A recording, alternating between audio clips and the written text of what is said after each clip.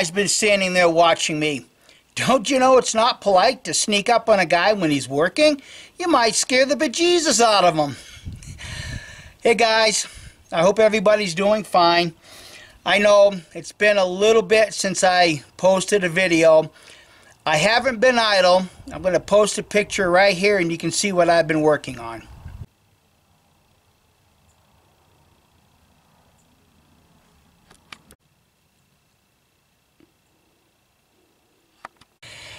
One of the reasons why I haven't been working on this, but working on the wood stove instead, is we've been getting a ton of rain here in New Mexico.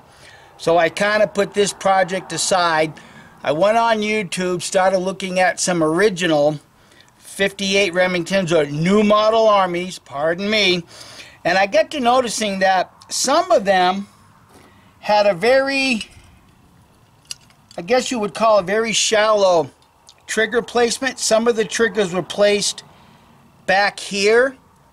Let me get this in the camera, back here, and some of them were placed up here. And I noticed that the Piettas, especially my Piettas, the triggers are placed way forward, whereas some of the Ubertis I've been looking at, the triggers are back here.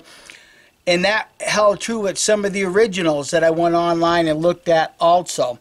Now, if you go to the channel, like I mentioned, Duelist 1954, in his making a Bulldog, he even mentions about how some of the originals, in time, they actually removed some of the metal back here too, because even back in the day, some of the people were complaining about a real tight grip.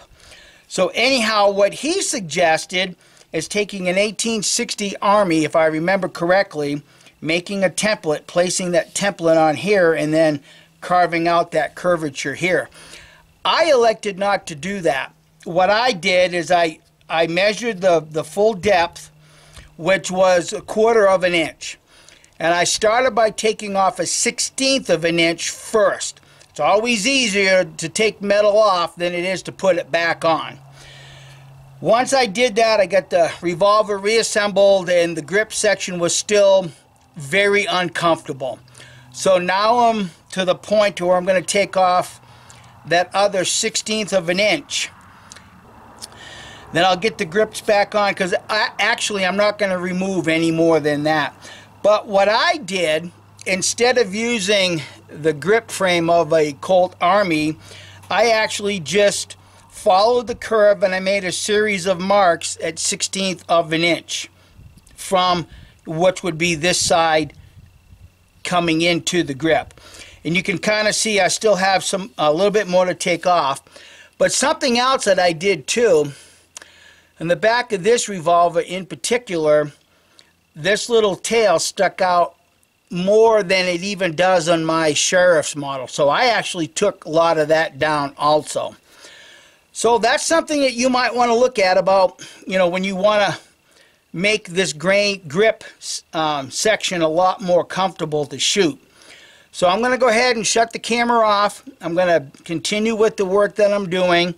And when I get to the point to where I'm going to probably blue it and restain the grips, because obviously some wood has to be removed off of the grip section also. Turn the camera back on and we'll look at the progress at that point.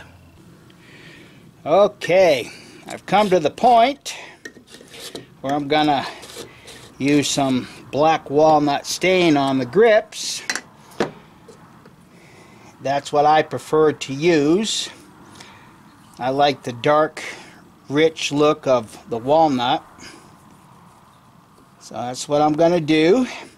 I'll let these set for maybe, I don't know, 15 minutes. Let it get good and soaked into the grain.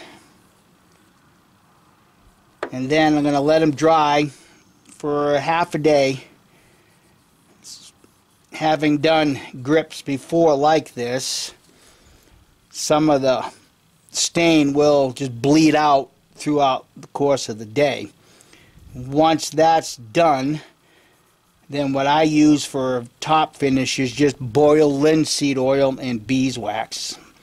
My own concoction, but I think a lot of you guys that work on these guns like this probably are very familiar with the boiled linseed oil and the beeswax.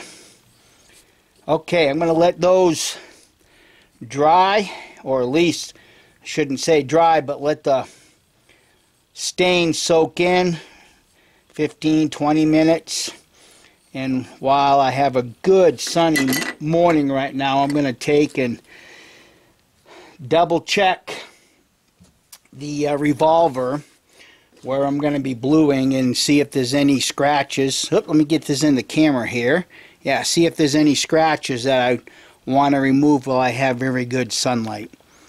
Stay tuned.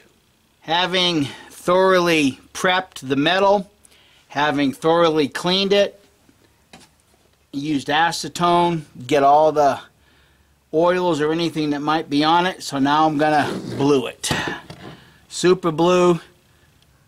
Work it in. Instructions say let it set for 30 seconds. But hey, I'm a guy. 30 seconds can easily turn into 10 or 15. We know how that goes. I'm gonna let that work in. Rinse it off. And polish it up. I'll try to stay in the camera.